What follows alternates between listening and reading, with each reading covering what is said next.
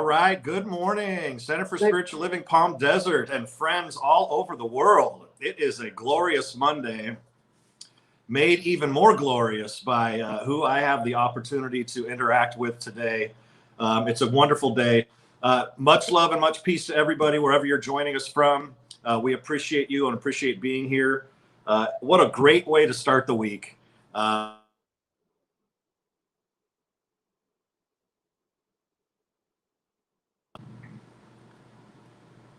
Can you hear me? I heard you, but I lost sound. Oh, there we go. Can you hear me? How I hear. Good morning. How are you doing? Good morning. Good to see you. Wonderful. It was a beautiful morning. I took a walk this morning. I do about 35 minutes fast as I can. With Kate not able to see by the park area by my front door, and it's lovely out there. Really, it is it's fall. It's fall. Lovely. And fall, yeah, and we got a nice little cooling trend coming as the week goes on too. Yeah, we do. Those crisp mornings are going to be lovely, aren't they? Well, I'll be freezing in another 2 months. You mentioned the beautiful colors that you have. We're going to get into your heritage and where you come from and what makes you tick and who you are. Are those colors the colors of your dress? You mentioned you got your beads from what did you say, Mexico City? Well, these are silver. So, okay. These are silver beads. I hope they are. I hope. And then, oh no, they are. And then your dress is that more a southwestern type color? This is made in southern Mexico in Chiapas. Okay. It's a heavy cotton, and then they do embroidery here around the neckline. And I love these for the summer. It's it's still summerish here, and I want to be comfortable indoors, and it's really lovely. And it goes with my surround because my preference in decor is Mexican Southwestern. I have Mexican art, I have Southwestern art, Native American art, and I like the bold colors. I lived in New Mexico for 10 years right before coming back to California. I grew up in California, Los Angeles. So I'm a city girl, but I had lived rural in New Mexico for 10 years on a rural property in northern New Mexico, in a very historic area with 2 Native American pueblos surrounding me. We had buffalo on the native land across the highway. And it was a very old Hispanic Native American community. And I love being part of that. Love that. Well, and I if history is still being taught the way history was taught to me, where we all live right now used to be Mexico. Yes, it was part of Mexico. And before that, it was part of Spain for 300 years. The Spanish were in the Americas 100 years before Jamestown. And so institutions were brought here. They came up through Mexico. Of course, they went to the Caribbean and Mexico and then moved north. And there was no border. It was the Rio Grande that we divided on. And that was as a result of a war that took place, 1846 to 48, where the U.S. Army invaded Mexico and basically took 55% of its landmass, but in winning that war. And we had a treaty after that. But it's really interesting. This is very rich area, the Southwest, and also all the way to Florida. There are communities. There was a community in St. Augustine, Florida, that was one of the oldest cities, but it didn't sustain. And so Santa Fe is considered the oldest city in what is now the United States, Spanish city in the United States. And then Mexico took its independence from Spain in 1821. So I'm a first generation California born gal. My parents came from Chihuahua after the Mexican Revolution in the 1920s. So that's 100 years ago. Yep. And I think maybe we chatted about this, Yolanda. I had the blessing of officiating a ceremony in what's widely known as the oldest church in the United States, which is in Santa Fe. Yes. Yep. Yeah. A small chapel there. Yep. Yes. Yeah. That's up on Upper Canyon Road. It sure is. Yeah. There's so many beautiful historic sites, architecture. While I was there, I worked for Governor Bill Richardson, and I was directing marketing and communications for the 4 Santa Fe museums and later the 6 state monuments. And we opened one up that was El Camino Real, about the history of the first native and then the Spanish trail from Mexico City, which was Tenochtitlan at that time. through El Paso and coming up north of Santa Fe. And where I was living in northern New Mexico was about 8 miles away from where the Spanish stopped their first made their first settlement in San Juan de los Caballeros, which is now Okeowengue, the native pueblo. A lot of history, A lot of history. Very rich, very rich. Yeah. So let's dive in here. For me personally, and I'm sure, I don't know if you're sick of talking about it or telling your story, but for many people that don't know your story, it's extraordinarily inspiring. In the middle of your life, you went blind. I don't know the process of that. So you could see. You actually have a reference point of being able to see things and understand that, and then you don't. Dr. Joe calls you a true metaphysician, which is so beautiful. How did you make that adjustment? What happened? Tell us what you want about that story, because it's so extraordinary. Well, I think the story has to go back to my childhood. Okay. Because how I got through the cataclysmic, life-changing, traumatic, event of blindness, total blindness, suddenly, literally overnight, it disappeared in a matter of weeks. And I tell the story of all of that in my forthcoming book, Through the Dark. But I was born in a Christian Science fraternity home. And my mother was a Christian Scientist, Mary Baker Eddy, the teachings of Mary Baker Eddy. That's right. And my father was an agnostic, if not an atheist. He was basically an intellectual. And of course, they left the Catholic Church, a long time ago, the intellectuals, but as young people. But my mother was a Christian Scientist. And so I was born into that system of thinking. And my mother you don't get treated by a doctor. No, that's false. That's false? Absolutely false. That is the misperception. It is according to your understanding. Okay. And if your understanding is there, yes, you may feel you can do this on your own. Okay. But I think that's a bad rap that the Christian Science organization has gotten. It is there, and it was even in part of my thinking, and that's a whole other conversation that we would have. But essentially, the ideas are we are spiritual, not material. And it's a similar, it was a she's a precursor to unity and to science of the mind. Yes. Same thought system process of evolving out of her teachings and Quimby and, the precursors to science of the mind, which Ernest Holmes draws from. Yes. So it's a whole different thing. But anyway, to go back to your question about how do you go through this, when I lost my sight, I didn't realize how I was sick. And I went I called my boss at the Christian Science Center, because I had consulted the Christian Science Center in the early 2000s in Boston. I worked back there for 2 years.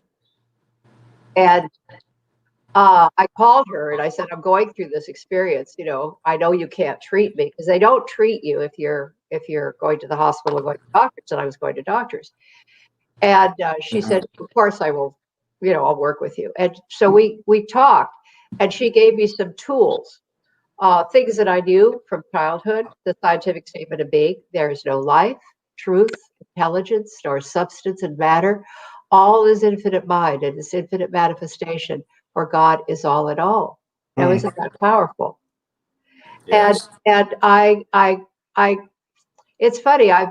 There's so many connections with. I've been healed on a number of occasions by using that scientific statement of being, prayer. I was drowning at the age of 9. That's a whole other, long story. When I was in Boston, I went out to Martha's Vineyard with a colleague from the Mary Baker Eddy Library. And we were out there for a vacation. I took a bicycle. I borrowed a bicycle. I thought it was just a regular 3-pedal bicycle. And I drove cycled all the way over to the other side to Edgartown, on the other side of the island. And coming back, I had a bicycle accident. I flew over the hand. I don't even want to go there. Anyway, I landed flat on my face and chest on the ground. Was told later that I had flown over the car that I was braking to avoid. Wow. Flew over and landed flat on my face and on my chest on the ground on the bicycle bar handles.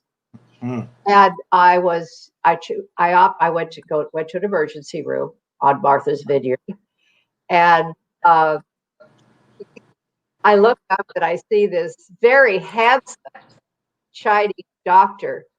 And I look up at him and I say, what's going on? And he says, you need to have stitches. You have this thing over your right eye, and it needs to be taken care of. And the first thing I thought of was Chinese boys don't learn how to sew. Wow. Okay. And he's going to stitch me up. I didn't want him to pull my eyelid up to my forehead, my hairline. I mean, that was one of the thoughts I had. So it was a combination of vanity, and I relied on Christian Science. I called my boss, who was the chairman of the board of the Christian Science Organization worldwide. I called her and asked her for a treatment. And I walked away from that and felt such a deep sense of love, and love is what heals. When I went to the hospital, and the doctor said, you should have stitches, you should be blah blah blah blah blah. And I went, no, I'm going to do this another way. And when I got back to my friend's home, I could feel that wave of love come over my body, and I knew I was just perfect. And when I told the doctor, I don't know where this came from, I've had these moments of great intuition across my life somehow.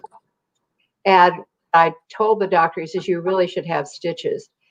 And I said, tell you what, just clean the wound, butterfly tape it, bandage it, and send me home. Where did I get that from? Where? And I go home, and I could feel this flood of love, and I knew I was perfect. I stayed 2 more days at Martha's Vineyard to rest, because I had had a cataclysmic accident. Yeah. And one of the things that Virginia said, the practitioner, the head of the Worldwide Church, said to me was, there are no accidents. There's no accident in the universe. And that's something that we have inside of the mind. We don't hold the event or the circumstance. We hold to the truth of who we are. And that was an amazing healing and recovery. And I went back to the center. I was black and blue and purple and everything in my face. Yep. And I was bandaged. And I knew that in Christian Science, you have to demonstrate the truth. And we do in Science of Mind. You demonstrate. Yeah. Demonstrate. You Demonstration is the ultimate authority, it says. Yeah. And so I said, I have to go to a doctor and get x-rayed and checked out and blah, blah, blah. What I realized during that time when I was at home, and I went back to Boston to the Martha's Vineyard, and I went to work on Wednesday. And in the middle of the night, in the morning when I woke up, what I had learned while consulting at the Christian Science Center, I've never been a Christian Scientist. I attended Sunday school until I was 18, and I left and I went into other, faith practices. But I learned while I was there is that what has to be healed is the thought, not the event. And I could see in my mind's eye that if I thought fear, I would be on the left side, my left side of the brain. Yep. And when I was in spirituality and holding the peace of, the meditative state, I was on the right side of my brain. And I could see that line of thought when I was in fear, which I was afraid. What if I cracked a rib? What if I have, whatever going on with my face? I couldn't see it. It was bandaged. Yep. I felt fine, but I was told people were kind of freaked when I walked in all, purple and blue and green. Yep. The thing. Shouldn't you be at home, Yolanda? I go, no, neither age nor accident can impede the senses of soul, and there are no other senses. Now, that's a powerful statement. Neither age nor accident can impede the senses of soul, and there are no other senses. Yes. Okay, we're not taught that in the physical reality that we live in. The surround of our world is not that. And I held to that because I got the idea that the line of thought was what I had to stay with. And I could see it in my mind's eye. That was what's so amazing, Reverend Charles, is that I could see what I had to heal, what I had to correct. I go to the hospital, I get x-rayed, I get seen by a doctor, She said, you have no cracked ribs. Your ribs are perfect. She says, you have no contusions. She said, your wound is healing perfectly. She rebandaged me and sent me home. It was an amazing healing, an amazing healing. Absolutely. And so that's how do I get through the blindness? Was in a similar way with I held to truth. I went to a hospital. It's a whole long story. It's written in my book and it's quite intriguing. We're going to get to the book too. Yep. Well, that's the other, but there are two books. Oh, this is Through the Darkness, not It's All in the Frijoles. Okay. But in this case, I went to the hospital, the best hospital in LA, St. John's Hospital. And the beauty of that is that they had prayers every morning for the staff and for the inmates. I would say for the patients. And I loved that because it gave everybody an uplift from the Bible, biblical quotes. And I was in that state of wholeness somehow, Reverend Charles. I was just there. And I was saying these things, scientific state of being that I recited before, the Mother's Evening Prayer that my mother used to sing to me as a child. And the beauty of that one, and this is an important quote, because it's one of the stanzas in the Mother's Evening Prayer. Oh, make me glad for every scalding tear, for hope deferred, ingratitude disdained, and love more for every hate and fear, for God is good and loss is gain. Now, who believes that? Who thinks that? Loss is gain. But in this experience, I'm happier now than I ever have been. And I have a very joyous life. I have a very creative life. I finished a book. I've been writing poetry since 2018. And so it hasn't been the disaster one would expect. I have gone through some dark moments. I've gone through some real serious challenges in the training program that I went through in Colorado, which was boot camp. It was really very difficult, very painful. Boot camp for what, Yolanda? To learn how to operate in the world? Boot camp for the blind. Gotcha. Okay. It was a 9-month-long training program. You live in an apartment with a roommate, and you go through mobility training, Braille, home maintenance, to regain skills, and what else did we do? We did something else. Anyway, we had 4 classes, and it was rough. And I was with a 24-year-old blind woman, bipolar on medication, who hated her mother. That was my roommate. Wow. So, okay. See, it was hell. Okay? You're dealing with a few different things there. Yeah, but I got through that, and once I went through that program and came back into a sense of normalcy, because that was not normal for me, I just shifted right back in, and I just have been thriving ever since. Having learned how to navigate, I could get myself across the highway with an off signal, and I could walk down the street a half a mile and go to the market and by myself. I do that every week. Yep. And travel to Mexico alone a couple of years ago. And it's been an interesting journey. Yeah. It's been an interesting journey. It's helped so much. It's been the center, and I've always attended Science of Mind churches since I was in my 30s. Mm-hmm. And I studied with Bill Hornaday. Dr. Hornaday. Who followed Ernest Holmes at First Church. Yep. Yeah. And so I attended there. I went through 2 years of instruction with him. I was about to start the practitioner's course. I'm not going to be a practitioner. I don't want to be a minister.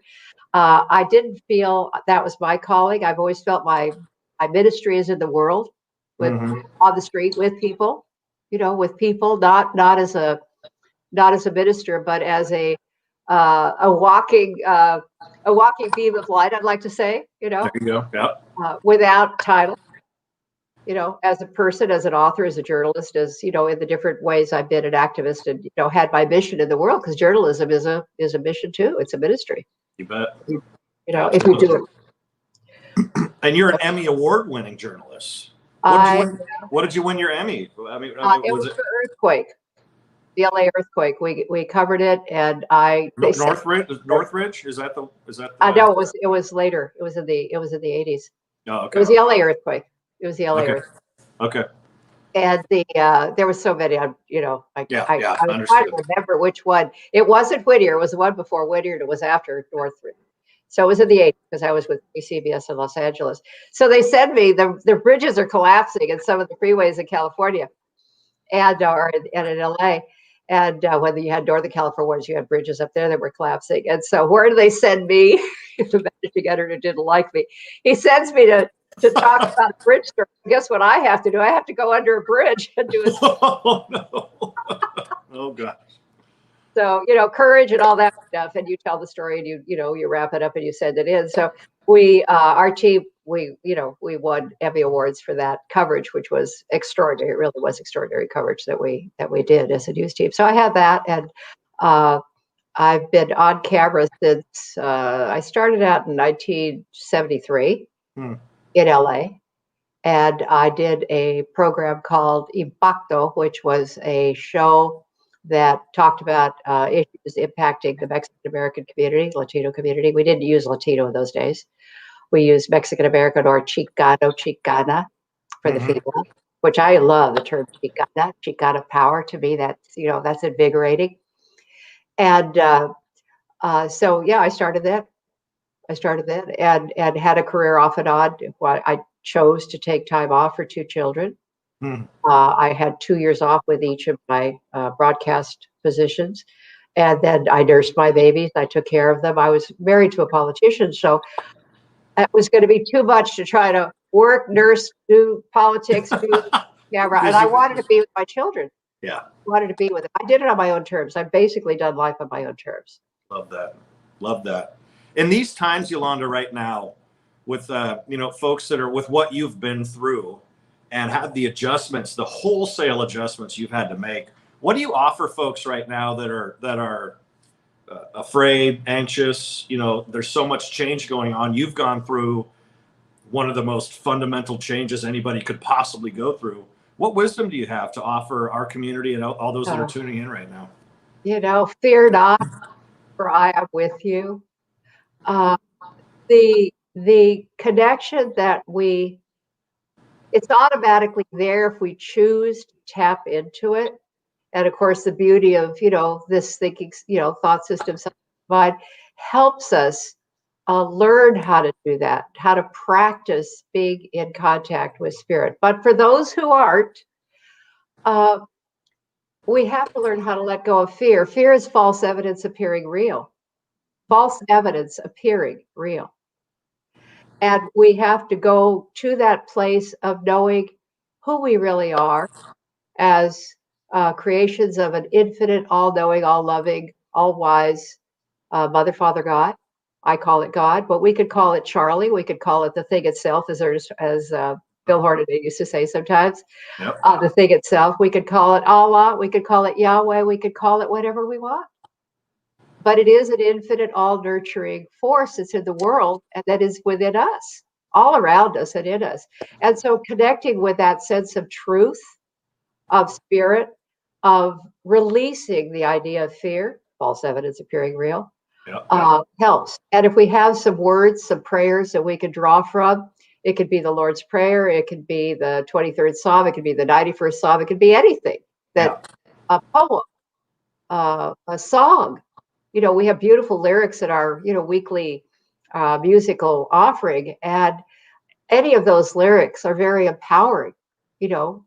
One thing that really, I have to share this because I think it's very important for me. It has been. The Daniel Nava songs, I think, is brilliantly written, and the idea of when we sing a deeper kind of love, or a sweeter kind of life, that song that we sing. When I listened to that in the center, and I've been listening to it, for years now. I've been attending for 8 years. Sure. I don't just mouth the words. I'm feeling them. I'm accepting them as a treatment. And so I became conscious of that. Of course, when I first started the church, sometimes I would start crying. A lot of people do that when they go through these kind of transformational moments. But the words are very important when you really feel them, not just recite them. And when you really take them on as your own. And so I do that with a lot of songs. I do that with John Lennon, Imagine. That's an affirmative prayer. Love, love, love. The Beatles is an affirmative prayer. Yep. If we bring it to our heart and into our consciousness. So I would say, fear not. Turn off the television. Listen to better stations than you do, and take in that there is a lot of truth going on out there. A lot of people are rejecting it. They're not hearing it. They're absorbed in I don't know, very hateful messaging, and that is not going to help us get through this transitional time. The fear that's there, and there is nothing to fear. We're in a period of transformation. It's like birthing. Birthing is messy. It can be painful. And we are moving through that kind of transformation. And I know in my heart, I just know within my every feeling of my being, that we are coming out better for what we are going through. People are looking more deeply within. They're looking for more meaning. And they're realizing that we must develop a more egalitarian society. Your Tuesday mornings are wonderful with Javon Seeley. They're very healing. They're very informative intellectually. Thank you. Yeah. That's what we're called to do, right? Is grow, have these conversations, learn. I love that what you mentioned about birthing. When my daughter was born, Julia was in labor. I think the whole process lasted somewhere near 40 hours. 40. Geez. They should have done a cesarean, but anyway. Well, anyway, and she did it without any drugs, Yolanda. Yeah. She made a commitment to do it without, I don't want anything. Yeah. And I always, for years and still, she's my hero. I mean, I'd say so many things about what she did in giving birth and the pain and all that. And she always says back to me, which is so humbling, I couldn't have done it. And we had a what are they called? Not a midwife, but I can't remember right now. But anyway, she wasn't very helpful, this person that we hired. And she's like, Charles, I couldn't have done it without you.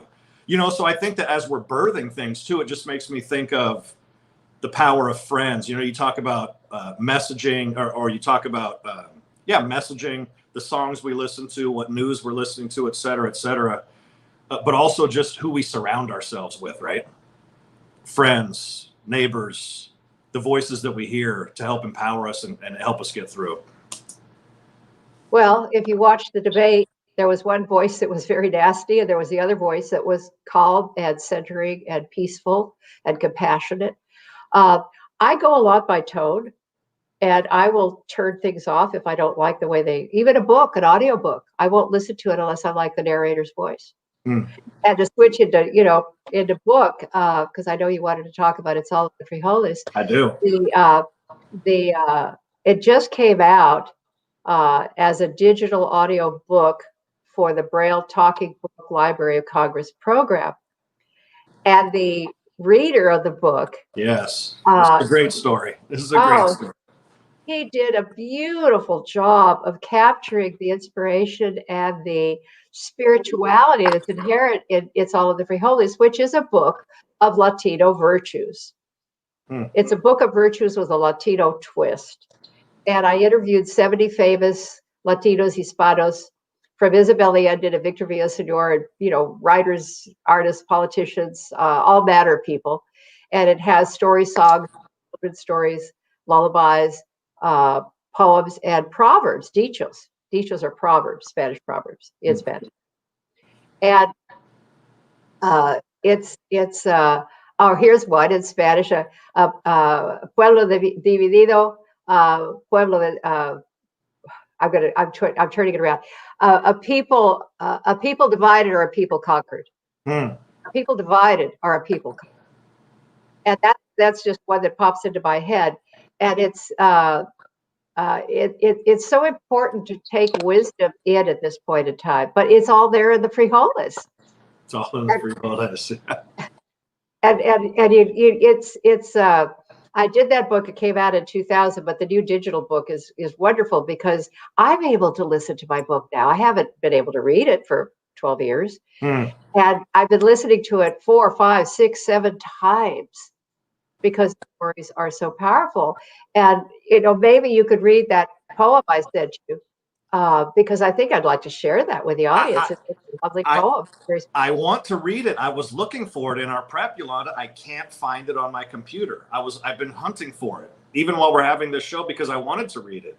But I don't want to get too distracted here. Okay, well, I would pull it up, but I'm afraid to change anything on my keyboard because I don't know if I'll lose you. Well, yeah, you know what? I don't want to. It's the one on. What was it? Faith, right? Is that what the one? It's in the Faith chapter, right? Faith, yeah. Dang it! I'm not sure what to do right now to find it. Okay, that's okay. That's okay. You don't have to do it, but it has poetry in it that's very beautiful, and some of the poems, of course, are translated into English. I'm in the company of translators like Robert Bly and Thomas Merton. Yeah. And Yolanda Nava translates several of the poems in the book that are translated from Spanish to English. And this, the one I was hoping that you could read, was from Jose Luis Borges, who's an Argentinian poet. He's magnificent. God, he's magnificent. The Spanish language conveys so much inherent spirituality in the language. It's not an I-centered language. When you talk about se cayó la taza, the cup fell off the table, not I dropped the cup. It's a very different feeling to the language. It was a beautiful seminar at Book Expo America when I was awarded the award by the International Latino Book Award for Best Self-Help Book when Frijoles first came out. They talked about the language of the Spanish language, and it's inherently spiritual messaging. So it's a different culture, it's a different language than what we speak, and English is a very it's a language of power, but it's a very I-oriented language, and it's become increasingly so in recent decades as we've let go of teaching the virtues. We're not teaching those things anymore. We used to teach about, honesty and character and all of that stuff, and that's been falling away in recent decades. And I wanted to bring it back because I thought it was very important, and I also wanted to show that our culture, the Latino Mexican culture, is a very beautiful culture, and there's nothing to fear from us. In fact, I believe that our virtues that we come with into this country, and if we can maintain them, are totally congruent with the Bill of Rights and the Constitution of the United States, because the ideas of the French Revolution and of democracy traveled from Europe to the Caribbean and to the Americas, to Mexico and South America, and they got it too, and brought it north with them. So we have a lot of misconceptions about the people, and we had them back in 2000. That's why I did the book. And even today, it's even more powerful because you realize immigrants, of course, have formed this nation, but Mexican immigrants in particular are our neighbors, and the cultures resonate with each other. There's such an appreciation for the same values, the same principles, the seeking of justice over hundreds of years, because Mexico has had to deal with the Spanish, the French, and United States, and yet it continues to hold forth these principles of living, which are very positive and powerful. And the traveling that I've done in Mexico to get off of the beaten path, so to speak, out of the resort towns and things like that. It's just a beautiful country. It's an extraordinary place. I found it, Yolanda, by the way. I found it. Okay. Do you the poem? Do you want me to share your notes regarding it too, or you can? Okay. Sure. So Yolanda says, I found the poem below among my notes. It was untitled. I translated because it was so simple yet so profound that it must be shared. It makes me recall the magnificent painting by Michelangelo on the ceiling of the Sistine Chapel in Rome. It shows God's fingers reaching out to touch the fingers of man and give life to his creation. So Jorge Luis Borges? Jose Luis Borges. Borges. There are not words that are more clear, and none, I believe, that are more assuredly heard. In prayer, the heart extends itself as a hand beyond the entire system of time and space we can imagine. It joins its fragile humanity with the curative hand of God. Prayer moves beyond poetry. Its grace lies not in its art, but in the humility and honesty of an isolated soul. Magnificent. Isn't that beautiful? It really I don't know is. where, I don't know how I found that. In fact, the whole book, doing the research, I would go to the library in Pasadena because I was living in South Pass. And I don't know, I don't know what to look for. I'm not a specialist in Latin American literature, but I wanted to extract, wisdom for the book for each relevant chapter. And literally I'd look around and all these numbers up there, and all of a sudden the book would fall down on my foot or something. And it would open up to a page, and I'd look down, and that's exactly what I need for the chapter I'm working on. And so I don't know where this one came from, but it came, and I found it as I was putting the book together. I decided to use it because it wasn't, there were anonymous ones, and there were other ones that that weren't. And there's so much beauty in poetry. It's another way of expressing our deeper emotions and heartfelt feelings. And I love that, about poetry, and started writing it myself. But there's a lot of that in the book, and there are children's songs in the book, and there's something for everybody, really, all ages. And that was the objective, was to be able to pass on these virtues that were taught in the Mexican and Latin American cultures, on to generation after generation. And so I love that. I love that. You sent another piece too about loyalty from chapter 4, and it's all about the violas. Can I share an excerpt from this? Yes. Loyalty is the faithfulness to one's oath, commitment, or obligations. It is the feeling of devotion that one holds for one's country, creed, family, and friends. As such, it is one of the most beautiful virtues. In Latin countries, we see loyalty manifested when men and women die to save family or country, or when friends seek to protect each other from mishap or danger. Male friends often protect each other in difficult situations, such as when someone is trying to take advantage of a friend, or if one in the group is incapacitated, when his friends literally pick him up and take him home to safety, rather than leave him behind to be mugged, robbed, or worse. This loyalty, this sense of protectiveness and commitment, is a marvelous quality, but it is only part of the virtue. The author continues, like so many of the virtues, which are interconnected one to another, like so many perfect links in a beautiful gold chain, loyalty is tied to obligation or responsibility. It is also tied to honesty. A man is loyal to his son, a woman a faithful wife, a soldier a loyal supporter of his captain and country. Ultimately, one must be loyal to God and to oneself, to one's own truth, integrity, and highest ideals. This is a definition of loyalty that is often ignored. And finally, the opposite of loyalty is faithlessness or treachery. It is helpful to look at all the virtues and turn to their opposites, because when we are not turning toward a desired goal, we are indeed moving away from that desired virtue and toward its opposite. Are we loyal? To whom or what do we give our loyalty? That's you. Yeah. Yeah. Loyalty. It's very important, and I think there is a misreading of what loyalty is. And I would think of instances in families. Let's say, this is not a pretty topic, but there's been sexual abuse. Mm-hmm.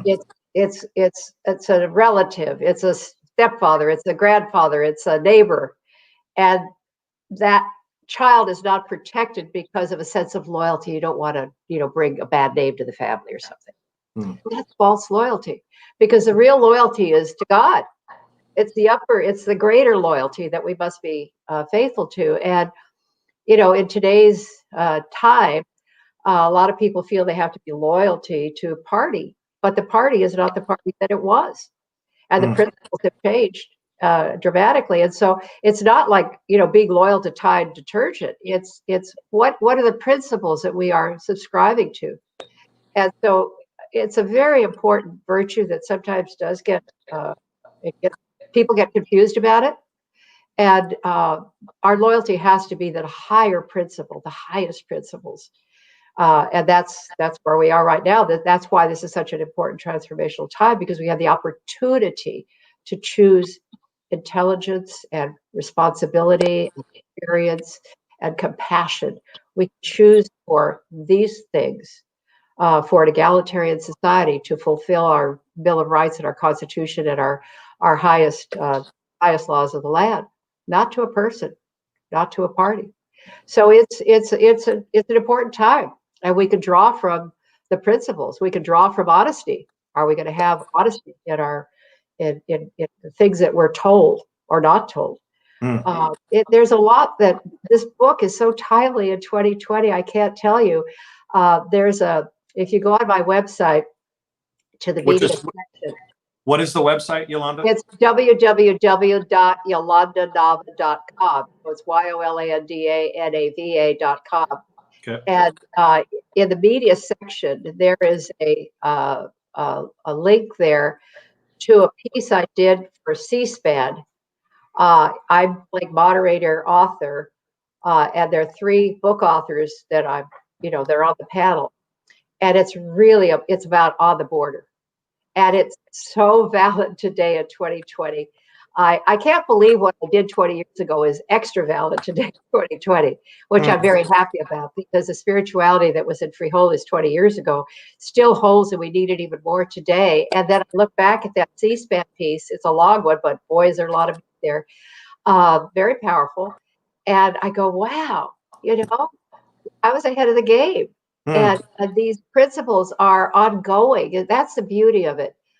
Truth, integrity, justice, faith, responsibility. All of the top 5 are responsibility, respect, hard work, loyalty, faith. Those are my top 5. And it goes all the way through prudence and honesty and fortitude, justice,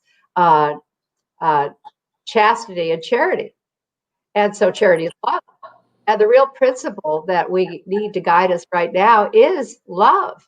Love one another. Why is that so difficult? Why? We're all children of the same creator. We all bleed the same blood. We all have the same construction in our bodies. And yet, there's so much difference, as we discuss every Tuesday. And resentment and hatred and fear. There's no reason to fear one another, because so many are holding to the same principles that we do. Yes, they're bad apples, but they're on all sides. They're not just on one side. Yeah. And it doesn't have anything to do with the color of your skin. Do you think we're a virtuous society nowadays? No. Do you think we've got say more about that? We were holding up virtue. We like to think we believe in God, but how many people are really living the principles of love your neighbor? And I think we like to think we believe, but how do we demonstrate it? Again, it's all demonstration. And it's we have it on our dollar bill. In God we trust. I hope we never remove that. We have an all-seeing eye on a pyramid on the dollar bill. All-seeing eye. And the all-seeing eye is a spiritual eye. It's spiritual discernment. And so these are part of our Washington, D.C. is laid out along Masonic spiritual principles. Boy, have we gotten adrift from that. Many people are virtuous. Many people seem to be virtuous. But we've also become a very narcissistic, materialistic, self-absorbed people. And many have fallen away. And yet there are those who do practice. What I think of the people in terms of the killings that have taken place over the last several years, I remember the situation is it South Carolina, North Carolina, where the 9 people were killed by a young white man. And those people, when they were interviewed on national television, didn't speak of revenge or vengeance or hate. They were forgiving. They were practicing what they learned in their church. And I think that's overwhelmingly powerful when you think about everybody wanting to hit back. It's being conscious.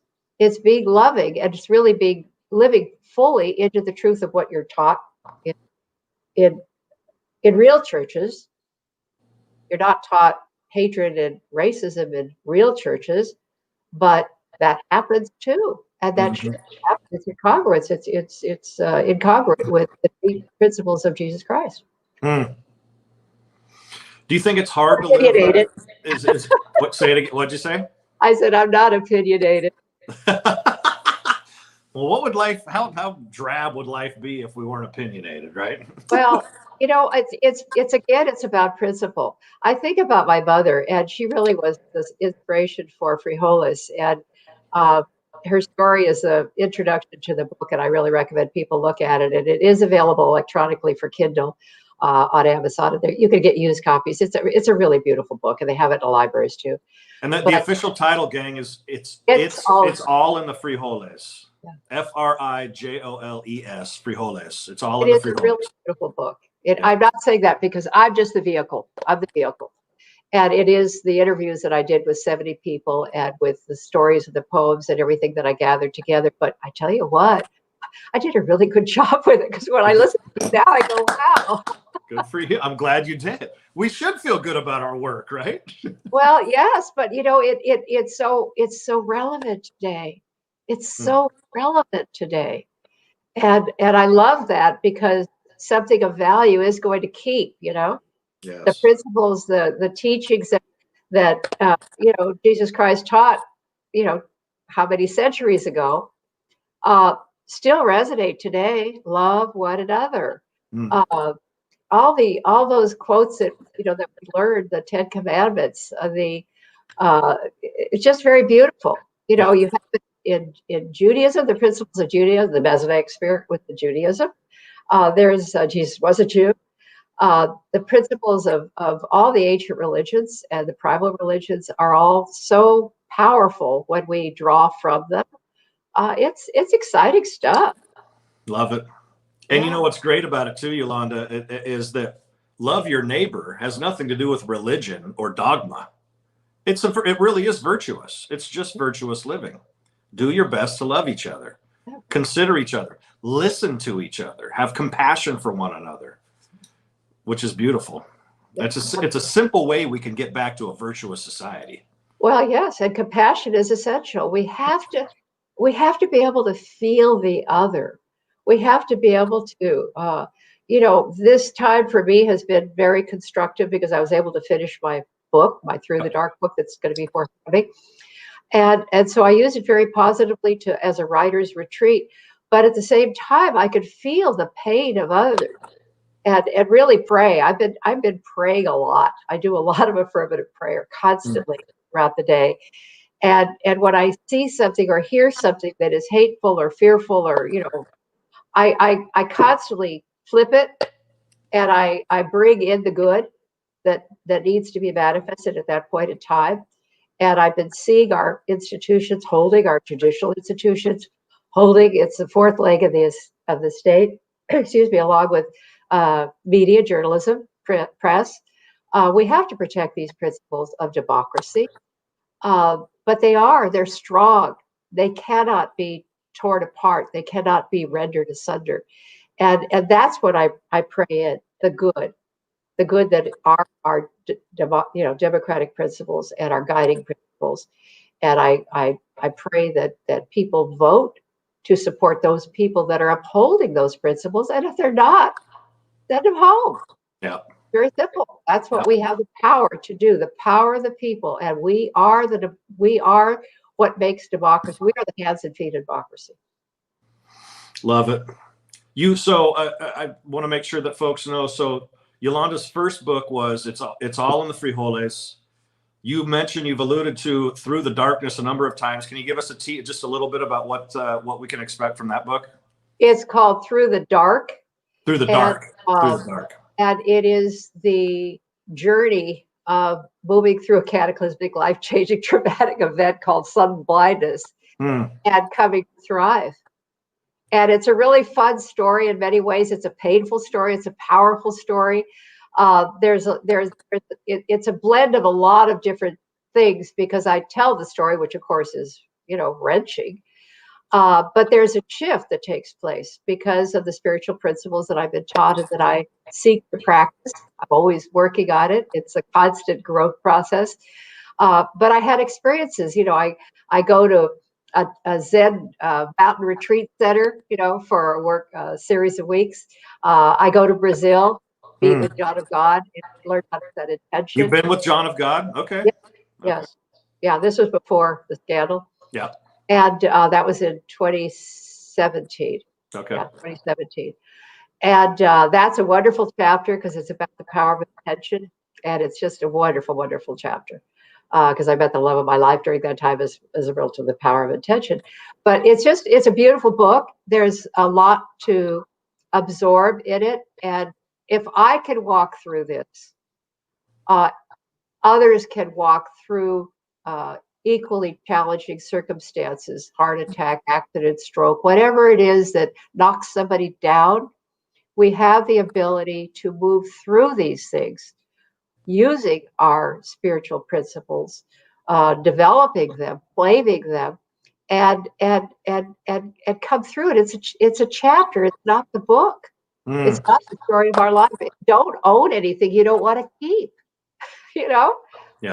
And so I wrote it. I started writing it within months of getting out of the hospital because I wanted to help people. I knew my experience was something that could help others.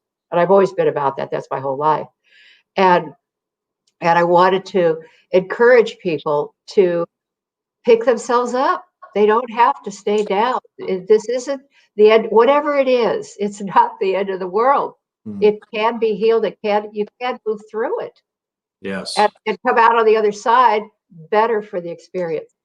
And one of my girlfriends who we've known, God, she's known me since my son was in utero. So we've known each other at least 45 years.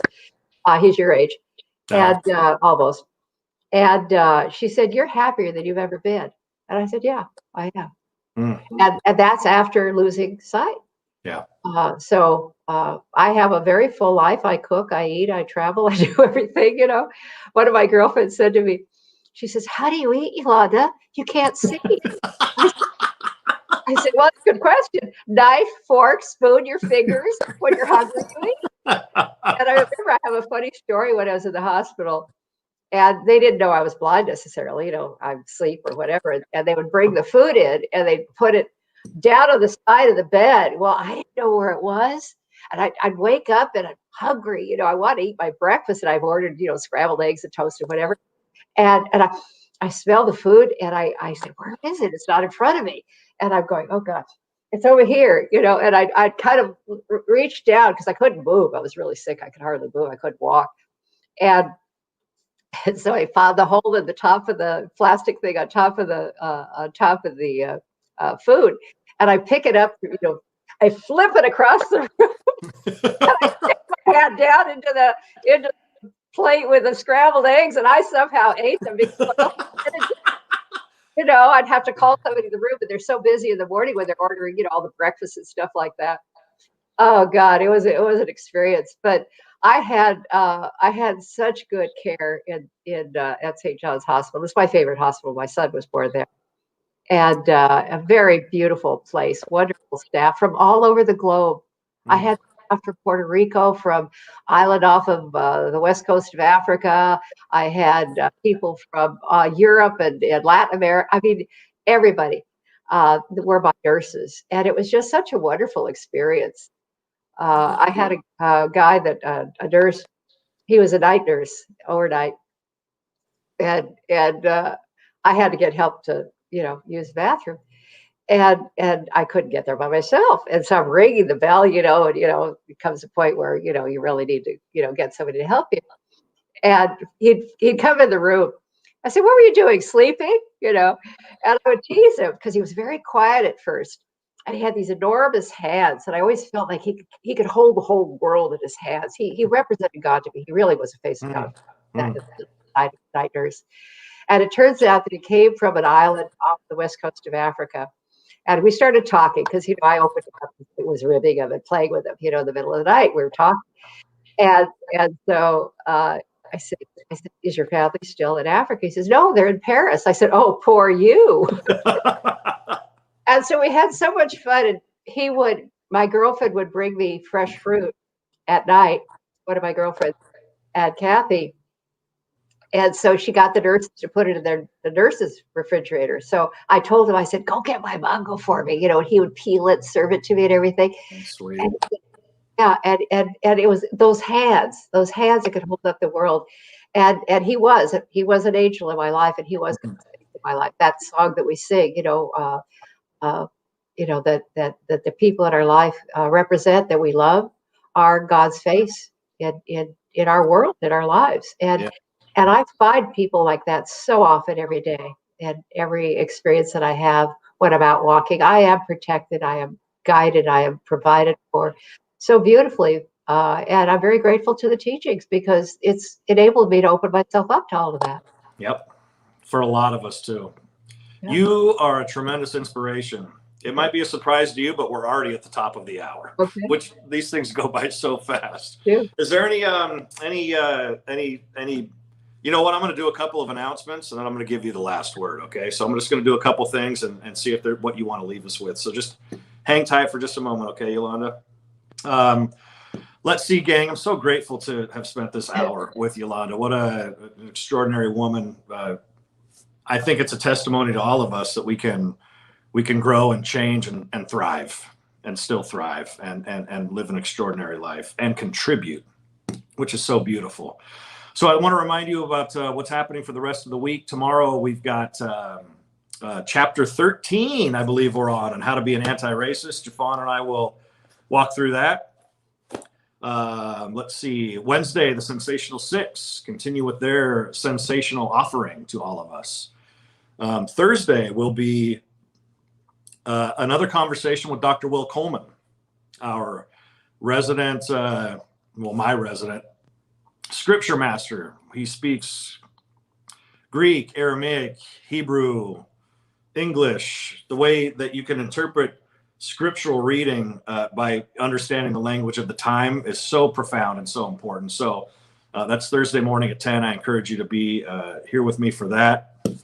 Let's see, this Friday, it's Life on Love with me. I'm sure we'll dive into some more principle.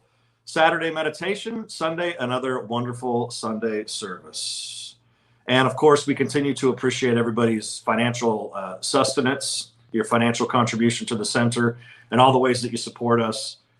Is so meaningful right now to keep us going, keep us rolling till we get back together. We're still living, we're still doing it. We're still a spiritual community. Life has not pressed the pause button. We are still alive and well and doing our thing. So thank you for continuing to contribute to the center. It's meaningful, noticed, and I pray that you feel our love when you do share. Yolanda, last couple words. We've got a minute and a half here. What do you want to leave our community with? I think I'd like to share a term from the glossary of Science and Health, which is the definition of eyes. And I think it's something that everybody needs to think about in this time as we get ready to vote to support our democracy. That eyes are spiritual, are mental, not material. Eyes, mental, not material. Their spiritual discernment is what eyes are, to discern spiritually, not just to see what seems to be. And that referring to the quote by Jesus, having ye eyes, see ye not. There's a lot being revealed. Truth is being revealed. We need to be able to see it and discern truth. That's what our eyes are for. And I think that in the blindness, that's what I've learned, that we have to learn to be discerning, spiritually discerning, and really work our practice and really bring in that which we want to manifest in our lives. And we can do that. Yes. You get an amen from me, Yolanda Nava. Thank you so much for your time today. I'm humbled, blessed, honored that you shared the time with us. And I can't wait to see you again soon. Have a wonderful day. Thank you. Wonderful day. And everybody, have a beautiful day. Much peace, much love. Make it the best day ever. Peace.